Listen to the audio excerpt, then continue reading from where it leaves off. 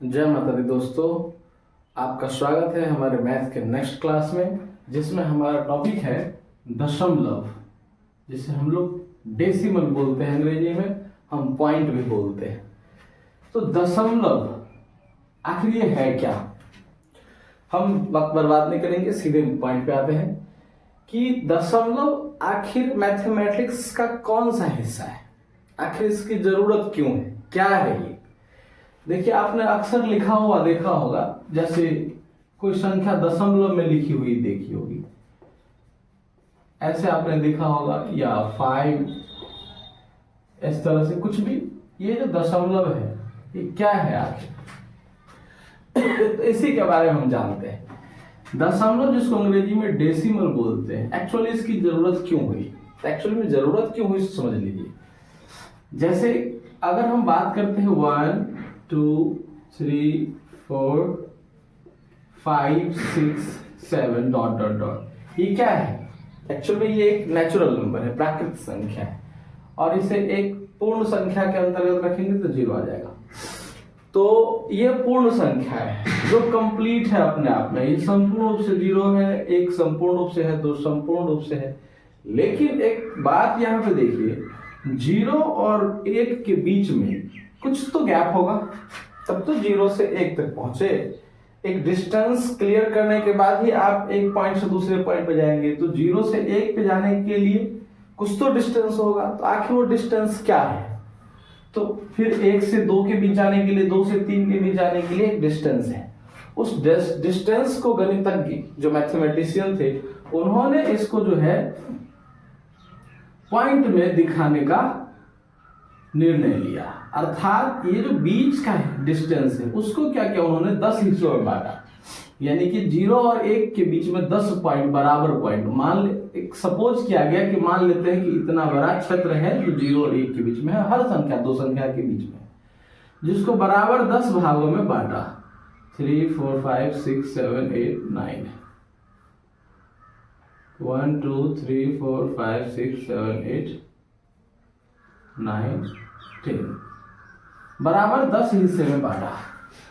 तो और उसके प्रत्येक हिस्से को देखिए, जैसे अगर हमें 1 दिखाना, 0 दिखाना है तो हम कंप्लीट 0, 1 दिखाना है कंप्लीट 1, 2 दिखाना है कंप्लीट। लेकिन अगर 2 और 3 के बीच की, मान लीजिए यहाँ पे 10 पॉइंट है, 1 2 3 4 5 6 7 8 9 10, 10वां पे 3 आ जाएगा, 9 पॉइंट है बीच में। तो 9 पॉइंट है, हमको 5वां दिखाना है, तो उसको कैसे दिखाएंगे? तो वो हो जाएगा 2.5। इसका मतलब ये जो पॉइंट के बाद आप 5 देख रहे हैं, वो एक्चुअली उस दोनों संख्याओं के बीच का जो 10 डिस्टेंस है उसको इंडिकेट करने के लिए। ये जो 5 जब 10 हो जाएगा, मतलब 9 तक रहेगा तब ये दिखा है। जब ये 10 हो जाएगा, जैसे 10 होने का मतलब 1 बढ़ जाना था, 1 जब ये बढ़ेगा तो ये यहाँ ऐड हो जाएगा, 3.0 हो जाएगा, अर्थात ये 3 हो जाएगा। कहने का मतलब ये है, दशमलव की जरूरत क्यों पड़ी? दशमलव की जरूरत पड़ी क्योंकि जो दो संख्याओं के बीच का जो डिस्टेंस है उसको कवर करने के लिए, उसको दिखाने के लिए हमें दशमलव की जरूरत पड़ी। ठीक है, तो जैसे मान लीजिए कि आपके पास, हाँ, अब यहां पर देखिए ये 2.5 है। अब 2.5 या फिर मान लीजिए 4.4 दिखाना है, तो इसका मतलब ये हुआ कि ये जो बीच का जो चौथा पॉइंट दिखाना है उसको हम दशमलव से दिखाते हैं। अब दशमलव की जरूरत भी पड़ी क्योंकि देखिए बहुत सारे ऐसे जो सॉल्यूशंस हैं जहां पर दशमलव, मान लीजिए कोई शैम्पू का कंपनी है, 1 रुपए में शैम्पू बेचती है। ठीक है, अब 1 रुपए में आपको मिल रही है तो कंपनी कितने बनाती होगी? तो कंपनी 5 पैसे या 10 पैसे बनाती होगी या 20 पैसे लगते होंगे, क्योंकि वो फिर होलसेलर को बेचेगा, फिर वो रिटेलर को बेचेगा, फिर हमारे, तो ये 4 जगह से होते हुए हमारे तक आया, तो चारों तो कुछ ना कुछ फायदा उठा रहा होगा। इसका मतलब जाके 1 रुपए बेचता है, फिर भी अर्थात जो 1 रुपए में हमें दे रहा है वो भी 5 पैसा या 10 पैसा इस पे ले रहा है। तो आखिर अगर ये दशमलव का आविष्कार नहीं होता तो इन जैसे जो सेलिंग पॉइंट है, सेलिंग प्रोडक्ट है, उसका हिसाब कैसे होता, उस पर कैसे पता चलता कितना लाभ और कितना हानि हो रहा है? तो दशमलव की जरूरत पड़ी क्योंकि दो संख्याओं के बीच के जो गैप है उसको पूरा करने के लिए दशमलव की जरूरत पड़ी। तो दशमलव के बाद जो अंक होता है और पहले जो अंक होता है, ध्यान दें, जैसे ये दशमलव मैंने लिखा है, तो दशमलव के पहले जो अंक है वो एक पूर्ण संख्या है, कंप्लीट संख्या है। जैसे 7.01 लिखा है तो इसका मतलब ये होगा कि 7 पूरी संख्या है, और 01 क्या है?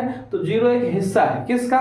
तो देखिए किसका हिस्सा है, दशमलव के बाद अगर एक अंक लिखा हुआ है तो हम समझेंगे 10 में से वो हिस्सा है। जैसे दशमलव के बाद यहाँ पे देखिए एक ही अंक लिखा है 6, तो हम इसको 10 मानेंगे, 10 में से ही छठा हिस्सा हुआ। जैसे 2, इस दो अंकों के बीच, दो संख्याओं के बीच हम 10 भी मान सकते हैं, मानने के लिए इसको 100 भी मान सकते हैं, मानने के लिए बीच में 1000 भी मान सकते हैं। अब मुद्दा ये है कि जब 10 मानेंगे तो इसको 1 2 3 करके पढ़ेंगे, जब 1000 मानेंगे तो इसको पढ़ लेंगे, जैसे 100 मानेंगे तो इसको पढ़ेंगे 10 20 30 40 50 60 70 80 90 इस तरह से माने। और जब 1000 मानेंगे तो 1000 मानेंगे तो 100 200 300 400 500 ऐसे। उसी तरह जब 10,000 मानेंगे तो 1000 2000 3000 4000। जब 1 लाख मानेंगे तो 1 लाख मानेंगे तो 10,000 के हिसाब से 10,000 20,000 30,000 40,000 इस तरह से उसका गैप बढ़ा जाता है, अर्थात उसको 10 बार में ही क्लियर करना है, चाहे जितना लीजिए। अब मुद्दा ये है कि दशमलव के बाद जब एक अंक है तो एक्चुअली वो समझ लीजिए वो 10 का हिस्सा है।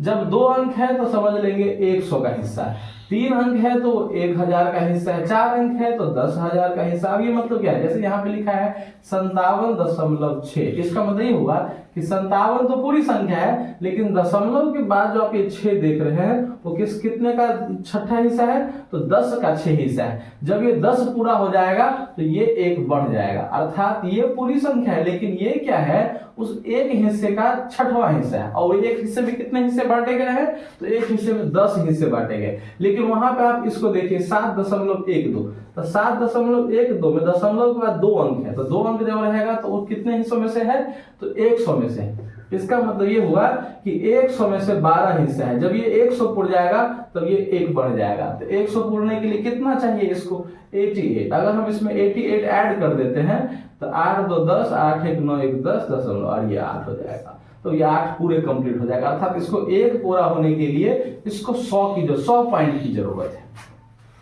उसी तरह दशमलव के बाद अगर 3 अंकों में लिखा हुआ है तो उसको पूर्ण 1 बनाने के लिए, यानी एक पूर्ण संख्या बनाने के लिए उसको 4 अंकों में, मतलब 3 अंकों में 1000 पुराना पड़ेगा। जब 1000 ऐड हो जाएगा दशमलव के बाद की संख्या तो 1 वृद्धि हो जाएगी। जब वही 4 अंकों में रहेगा तो 10,000 पूर्णा चाहिए दशमलव में, जो दशमलव के बाद जो संख्या है उसका 10,000 जब उसका पॉइंट पुर जाएगा तब 1 बढ़ेगा और वो दशमलव के पीछे वाले में ऐड हो जाएगा। तो ये दिखाने के लिए, यानी कि एक संख्या को अगर टुकड़ों में दिखाना है, फॉर एग्जाम्पल अगर एक रोटी है आपके पास, उसको आपने 100 टुकड़े में बांट दिया है। एक रोटी है, इसको आपने 100 छोटे छोटे टुकड़ों में बांट दिया, 100 छोटे छोटे टुकड़ों में बांट दिया, और इसमें से मान लीजिए और पहले से आपके पास 5 रोटी है, वो पूर्ण रूप से रोटी है आपके पास, ठीक है, और 5 रोटी है और आपको इसमें से 15 टुकड़ा मिला है, तो आप इसको लिखेंगे 5.15। इसका मतलब ये हुआ कि 5 तो आपको पूरा पूरा मिला है और 1/5 का मतलब ये हुआ कि एक हिस्से को 100 हिस्से में बांटा गया है और उसमें से 15 हिस्सा आपको मिला है। जब ये 2 पॉइंट में चला गया तो समझिए ये 100 है, यही एक ही पर रहता, जैसे यहाँ पे मान लीजिए 5.5 रहता है। इसका मतलब ये हुआ कि सिर्फ उस एक रोटी को 10 हिस्सों में ही बांटा गया है, उसमें से 5 हिस्सा आपको मिला है। समझ गए? अगर आपको अभी भी डाउट है तो आप कमेंट सेक्शन में क्वेश्चन कर सकते हैं, मैं संभवतः आपका आंसर दूंगा। और अब चलते हैं हम, ये तो पॉइंट्स का खेल हो गया कि आखिर इसकी जरूरत क्यों हुई, क्यों ये लागू होता है, क्यों बना है, और दशमलव के बाद इसकी कितनी वैल्यू होती है। 1 अंक में है तो समझिए 10 में से एक वो हिस्सा है, चाहे जो है 2 अंकों में से है तो समझिए वो 100 में से वो हिस्सा है, 3 अंकों में 1000 में से 4, इसी तरह से एक एक जीरो बढ़ाते जाएंगे, ठीक है। जैसे अगर यहाँ 2 अंक में लिखा हुआ, इसका मतलब है कि उस एक को 100 हिस्सों में बांटा गया, जिसमें से 15 हिस्सा आपके पास है। और अगर एक ही अंक में है तो समझिए एक को 10 ही हिस्से में बांटा गया और उसमें से जो यहाँ लिखा है वो हिस्सा आपका है। तो ये चीज डेसिमल का इस्तेमाल इसीलिए होता है। अब कोई संख्या डेसिमल में लिखी हुई है तो उसको जब जोड़ने की जरूरत होगी तो कैसे जोड़ेंगे। बहुत सारे बच्चे, अच्छे अच्छे बच्चे हम लोग पढ़ाते हैं, मैं यहाँ 12वीं तक के बच्चों को पढ़ाता हूँ, मैं देखता हूँ कि 10th के बच्चे सब, बहुत सारे मेरे पास नए बच्चे आते हैं, 10th के बच्चे सब को डेसिमल का जोड़ नहीं आता है। सोचिए कितने दुख की बात है, जबकि एक चीज 4-5 के बच्चे को आ जानी चाहिए अच्छी तरह से, फिर भी नहीं आती है, दुख की बात है। हमारा शिक्षा जो व्यवस्था है अभी भी बहुत वीक है।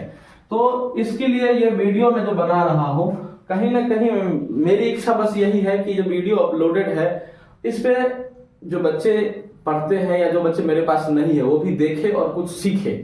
मैं कुछ अच्छी चीजें ही डाल रहा हूँ, कुछ बुरी चीजें कभी नहीं डालता हूँ। इसे कभी भी कोई बच्चा देखेगा तो उसे एक सही शिक्षा मिलेगा, इसलिए मैं इसे डाल रहा हूँ। अब आप देखिए जो डेसिमल का जोड़ है मतलब डेसिमल में जो संख्याएं लिखी हुई है तो उसको जोड़ेंगे कैसे या फिर घटाएंगे कैसे, उसको गुना कैसे करेंगे, भाग कैसे करेंगे, इसका थोड़ा डिफरेंट रूल होता है। चलिए जानते हैं, फिक्र नहीं कीजिए। अगर दशमलव में कोई संख्या लिखी हुई है और उसको जोड़ना है,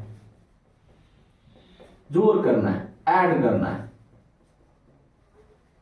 तो कैसे करेंगे? फॉर एग्जाम्पल है, चलिए इसी को, जैसे मान लीजिए हमको कहेगा कि 7.12 में जोड़ना है 57.6।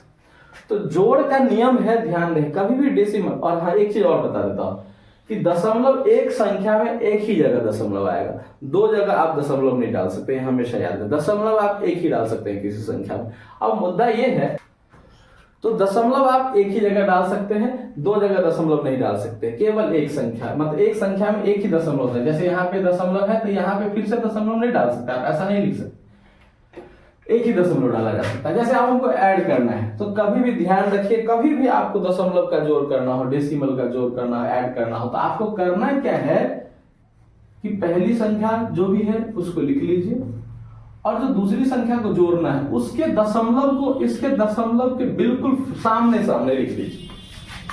बिल्कुल साधारण सा रूल है, जोड़ करेंगे तब भी, घटाव करेंगे तभी, दोनों के लिए सेम रूल है। ये एडिशन मतलब सब्ट्रैक्शन के लिए भी यही रूल होता है, सब्ट्रैक्शन के लिए भी यही रूल होता है। तो आप ऐड की बात करो या सब्ट्रैक्ट की बात करो, दोनों के लिए सेम रूल है। शर्त यह है, देखिए, हाँ, मल्टीप्लीकेशन और डिवीजन के लिए ये रूल नहीं है। तो जिसमें हमको 7.12 में ऐड करना है 57.6, तो हम क्या करेंगे, जिसको ऊपर में लिखना है, इस दोनों में से किसी को लिख सकते हैं ऊपर में, नो प्रॉब्लम, इसको भी आप ऊपर लिख सकते हैं। अब हम इसको लिख लिए और दूसरे को जिसको ऐड करना है तो उसके दशमलव को दशमलव के बिल्कुल फ्रंट पे लिख दो। अब देखिए, जब आप बिल्कुल फ्रंट पे लिख देंगे और उसके बाद देखिए पीछे क्या है, 7 लिखो, उसके पीछे क्या है 5, इसके आगे क्या है 6। अब देखिए कहां कहां पे अंक की कमी है, जैसे यहां अंक नहीं है तो वहां 0 डाल दे, यहां अंक नहीं है 0 डाल दे। पहले लिख लेना है ऐसे दशमलव के सामने और जो संख्या जहां है वही लिख देना है, और उसके बाद जहां जहां आपको लगे कि अंकों की कमी है वहां वहां आप 0 डाल सकते हैं। और फिर जैसे साधारण जोड़ करते हैं वैसे ही जोड़ देना। 2 में 0 जोड़ेंगे 2, 6 और 1 7, हासिल तो कुछ है नहीं, दशमलव जहां है वहां दशमलव रख दीजिए।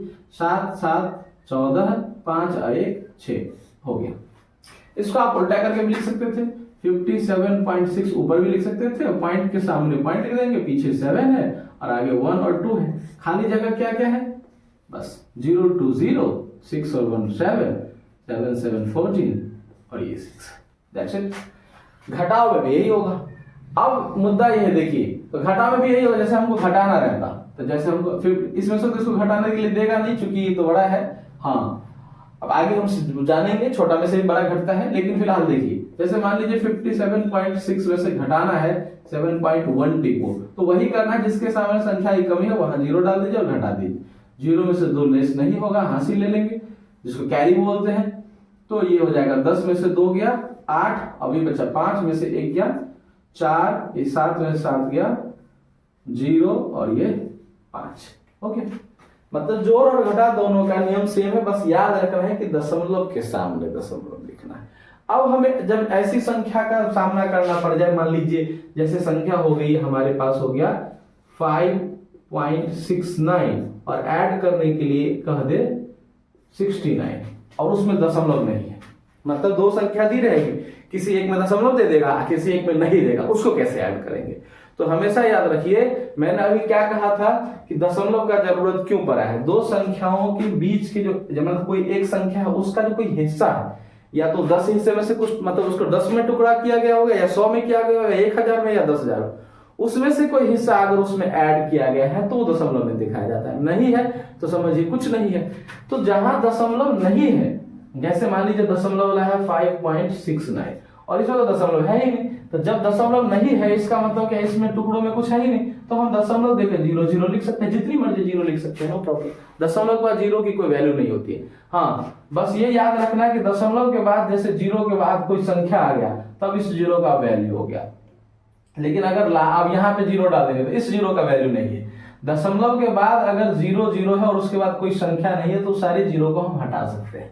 और जैसे यहाँ पे 7 नहीं रहता और दशमलव के बाद सिर्फ 0 0 है तो दशमलव के साथ ही हटा सकते हैं, और नहीं है तो दशमलव डाल भी सकते हैं। तो ये ध्यान रहे, जब किसी संख्या में दशमलव नहीं दिया हुआ है तो उसके अंत में दशमलव आप लिख सकते हैं अगर जरूरत हो तो, और उसके बाद जितनी जीरो आपको जरूरत हो उतना जीरो डाल सकते हैं। तो यहाँ पर जैसे 5.69 है और आपके पास यहाँ पे 69 है, तो 69 को कहाँ लिखेंगे, क्योंकि इसके बाद दशमलव डाला है तो दशमलव के सामने दशमलव दे दीजिए, ये पीछे आ जाएगा, और उसके बाद आपको कुछ नहीं है तो जीरो डाल दीजिए, यहाँ जीरो की कमी है। 9 6 9 5 14 और ये 7। ओके, बिल्कुल आसान है। और मैंने वैसे भी कहा है कि दशमलव के बाद दशमलव के जो पहले संख्या वो पूरी संख्या था, ये 69 और ये 5, ये पूरी संख्या है, ये दोनों ऐड हो जाएगा, 74 हो गया और दशमलव में 69 है ही, बस हो गया, यही चीज है। इसको सब्ट्रैक्ट करना होगा तो भी वैसे ही करेंगे, जैसे सब्ट्रैक्ट करना होगा तो इसमें से करेंगे, क्योंकि ये बड़ा है इधर छोटा है। कोई संख्या दशमलव में होगा तो कौन बड़ा होगा कौन छोटा होगा ये भी समझना जरूरी है। जैसे मान लीजिए हमें लिखा हुआ है 5.9 और लिखा हुआ है 59.4, अब इसमें से बड़ा कौन है, या मान लीजिए यहाँ पे लिख दिया गया है 34.4, तो इसमें से बड़ा कौन है, तो हम बड़ा चेक करने के लिए पहले देखेंगे दशमलव के पहले, क्योंकि दशमलव के पहले ही पूरी संख्या, दशमलव के बाद तो टुकड़ों की संख्या है, तो दशमलव के पहले जो संख्या उसी से पता चलेगा बड़ा कौन। तो दशमलव के पहले इसमें 5 है और इसमें 34 है, तो ऑब्वियसली ये बड़ा है, ये ध्यान रखिए। और जैसे दशमलव के पहले इक्वल हो जाए, जैसे ये भी 5.9 और ये हो जाए 5.8, तो दशमलव के पहले तो दोनों इक्वल है, तब दशमलव के बाद जाएगा, और दशमलव के बाद इधर से नहीं देखेंगे, इधर से पहली संख्या को देखेंगे। जैसे मान लीजिए यहाँ पे ऐसे है तो हम इधर से नहीं देखेंगे, इधर से ये 9 बड़ा, ये बड़ा हो जाएगा, लेकिन नहीं, हमें इधर से देखना। तो दशमलव के बाद इधर से ये 9 है और इधर से 8 है, तो ये बड़ा है। अगर मान लो ये भी इक्वल होता, यहाँ भी 8 होता तो हम दूसरे अंक को देखते, यहाँ 7 है 2 है तो ये बड़ा है। अगर ये भी बराबर होता मान लीजिए तो हम तीसरे अंक को देखते, 6 9 तो ये बड़ा है तो ये बड़ा होता। कहने का मतलब हम पहले दशमलव के पहले देख लेंगे, अगर मिल गया बड़ा छोटा तो डिसाइड हो ही गया, नहीं मिला तो हम दशमलव के बाद पहले अंक को देखेंगे, वो भी बराबर, दूसरे अंक वो भी बराबर, तीसरे अंक, इस तरह कहीं तो मिल ही जाएगा। तो इस तरह से हम बड़े छोटे का डिसीजन करेंगे, ठीक है। सब्ट्रैक्शन भी इसी तरह होगा। अब हम आते हैं आपका मल्टीप्लीकेशन। तो मल्टीप्लीकेशन कैसे करेंगे, जैसे मान लीजिए हमको इसी संख्या का गुणा करना है, मान लीजिए कोई संख्या ले लेते हैं छोटी सी, फॉर एग्जांपल हमको इसको गुणा करना है, तो गुणा करने वक्त उसको छोड़ देते हैं, यहाँ पे मान लेते हैं 6.9। अब यानी 5.69 को गुणा करना है 6.9 से, तो गुणा करने वक्त थोड़ा डिफरेंट नियम है। आपको क्या करना है, गुणा करने वक्त भूल जाना है कि संख्या में दशमलव ही दिया हुआ है। गौर से सुनिए, गुणा करने वक्त हमें भूल जाना है कि संख्या में दशमलव, मतलब हमें ये मान लेना है कि ये दशमलव नहीं है, तो हो जाएगा 569 और ये हो जाएगा 69, ठीक है। अब हम दशमलव भूल गए तो 569 को 69 से गुणा नहीं करना है, कर लीजिए। तो 9 9 81, 8 9 6 54 और 8 62, बच गया 6, 9 5 45 और 6 51, 6 9 54, 5 6 6 36 और 5 41, 4 6 5 30 और 4 34, ये 1 4 2 6 2 9 3। अब क्या करें, राइट साइड से इधर से गिने, इसमें 1 2 2 अंक के बाद और इसमें 1 अंक के बाद, दोनों को मिला के 3 अंक के बाद दशमलव है, तो इसमें 1 2 3 अंक के बाद दशमलव, दैट्स इट। अर्थात जब दशमलव का गुणा करना हो तो भूल जाइए कि दशमलव दिया हुआ है, जो संख्या आपके पास है गिन के मतलब उसको गुणा कर लीजिए और उसका राइट साइड से देख लीजिए दशमलव कितने अंकों के बाद है दोनों संख्याओं। जैसे मान लीजिए एक में रहता है, इसमें नहीं रहता, तो जिसमें है बस उसी को काउंट करें। जैसे इसमें नहीं होता, मान लीजिए इसमें नहीं है तो सिर्फ 2 ही अंक के बाद, 2 ही अंक के बाद गुणा देना है, दशमलव देना है। हाँ, कभी कभी ऐसा हो सकता है, जैसे हम मान लीजिए गुणा करते हैं, फॉर एग्जाम्पल 0.1246 को 3 से गुणा करते हैं तो कितना आएगा, तो गुणा कर लेते हैं, या इसको मान लेते हैं 9 से गुणा कर लेते हैं। 9 छक्के 54, 5 9 चौक 36 और 5 41, 4 9 2 18, 4 22, 2 9 और 2 11। अब इसमें 1 2 3 4 अंक के बाद है, तो 4 इसमें है ना, 1 2 3 4 अंक के बाद दशमलव, तो ये तो हो गया। अब मान लीजिए यहाँ पे गुणा रहता 1 2 3 4, यहाँ पे गुणा करना है 2 से, तो क्या करते हैं, तो 2 चौका सॉरी यहाँ पे लिख लेते हैं 0 4, ठीक है, या ठीक है 0.45। अब गुना कीजिए, 2 चौका 8, 2 तिया 6, 2 चौका 8, 0 से तो करना नहीं है। अब देखिए यहाँ पे, क्योंकि मैंने कहा कि दशमलव भूल जाना था, हमारे पास 434 ही बचा, 434 को गुना कर लिए। दशमलव 1 2 3 4 अंक के बाद है, 1 2 3 अंक नहीं है चौथा, तो चौथा जब ही अंक की कमी लगे, जितना कमी लगे उतना 0 डाल के 4 हो गया, 4 बस, और पीछे भी दशमलव डाल दो। दशमलव को अकेले नहीं छोड़िए, ये नहीं तो भाग जाएगा। अकेले तो बिल्कुल नहीं छोड़ना उसको, बेचारा थोड़ा डरपोक है, झुंड में रहना पसंद करता है, फैमिलियर पर्सन है।